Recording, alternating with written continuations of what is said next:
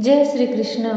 मेरी soul family आध्यात्म आपके अपने चैनल पर मैं नंदा आप सबका बहुत बहुत स्वागत करती हूँ। श्रीमद् भागवत महापुराण का अष्टम स्कंद 13वां अध्याय चल रहा है। आगामी 7 मनवंतरों का वर्णन। श्री सुखदेव जी कहते हैं, परीक्षित, विवस्वान के पुत्र यशस्वी साधु देव भी 7वें वैश्विक मनु हैं। यह वर्तमान मनवंतर ही उनका कार्यकाल है। उनकी संतान का वर्णन मैं करता हूँ। वैश्वत मनु के 10 पुत्र हैं। इक्ष्वाकु, नभग, दृष्ट, सर्याति, नरिष्यंत, नाभाग, दृष्ट, करुष, पृषद्न और वसुमान। परीक्षित, इस मनवंतर में आदित्य, वसु, रुद्र, विश्वदेव, मरुदगढ़, अश्विनी कुमार और ऋषु ये देवताओं के प्रधान गण हैं और पुरंदर उनका इंद्र है। कश्यप, अत्रि, वशिष्ठ, विश्वामित्र, गौतम, जमदग्नि और भरद्वाज सप्तर्षि हैं। इस मनवंतर में कश्यप की पत्नी अदिति के गर्भ से आदित्यों के छोटे भाई वामन के रूप में भगवान विष्णु ने अवतार ग्रहण किया था।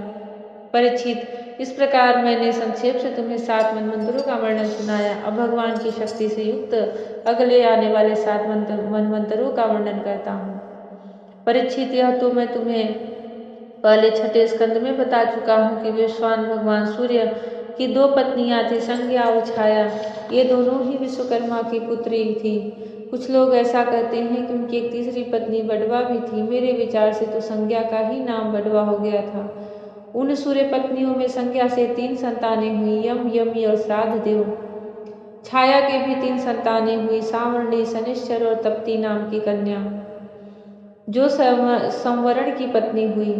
जब संज्ञा ने बडवा का रूप धारण कर लिया तब उससे दोनों अश्विनी कुमार हुए। 8वें मनवंतर में सावर्णी मनु होंगे। उनके पुत्र होंगे निर्मोक, विरजस्क आदि। परीक्षित, उस समय सुतपा, विरजा और अमृत प्रभ्र नामक देवगण होंगे। इन देवताओं के इंद्र होंगे विरोचन के पुत्र बलि। विष्णु भगवान ने वामन अवतार ग्रहण करके इन्हीं से 3 वक्त पृथ्वी मांगी थी, परंतु इन्होंने उनको सारी त्रिलोकी दे दी। राजा बलि को एक बार तो भगवान ने बांध दिया था, परंतु फिर प्रसन्न होकर उन्होंने इनको स्वर्ग से भी श्रेष्ठ सुतल लोक का राज्य दे दिया।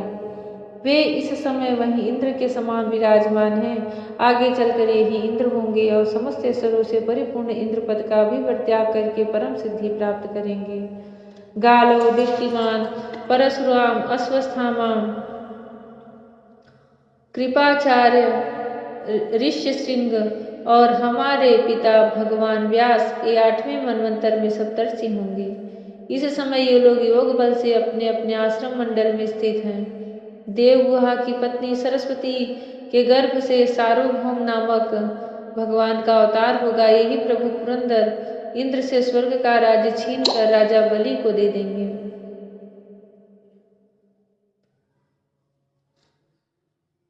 परीक्षित, वरुण के पुत्र दक्ष, सावर्णी 9वें मनु होंगे। भूत केतु, दीप्त केतु आदि उनके पुत्र होंगे। पार, मरीचि, गर्भ आदि देवताओं के गण होंगे और अद्भुत नाम के इंद्र होंगे। उस मनवंतर में धुतिमान आदि सप्तर्षि होंगे। आयुष्मान की पत्नी अम्बुधारा के गर्भ से ऋषभ के रूप में भगवान का कला अवतार होगा। अद्भुत नामक इंद्र उन्हीं की दी हुई त्रिलोकी का उपभोग करेंगे।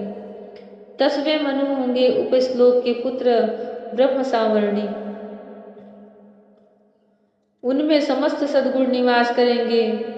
भूरिसेन आदि उनके पुत्र होंगे। हविष्मान, सुकृति, सत्य, जय, मूर्ति आदि सप्तर्षि, सुवासन, विरुद्ध आदि देवताओं के गण होंगे और इंद्र होंगे शंभु। विश्वसृज की पत्नी विसुचि के गर्भ से भगवान विश्वक्सेन के रूप में अंशावतार ग्रहण करके शंभु नामक इंद्र से मित्रता करेंगे। 11वें मनु होंगे अत्यंत संयमी धर्म सावर्णी। उनके सत्य, धर्म आदि 10 पुत्र होंगे। विहंगम, कामगम, निर्माण, रुचि आदि देवताओं के गण होंगे। अरुणादि सप्तर्षि होंगे और वैधृत नाम के इंद्र होंगे। आर्यक की पत्नी वैधृता के गर्भ से धर्म सेतु के रूप में भगवान का अंशावतार होगा और उसी रूप में वे त्रिलोकी की रक्षा करेंगे।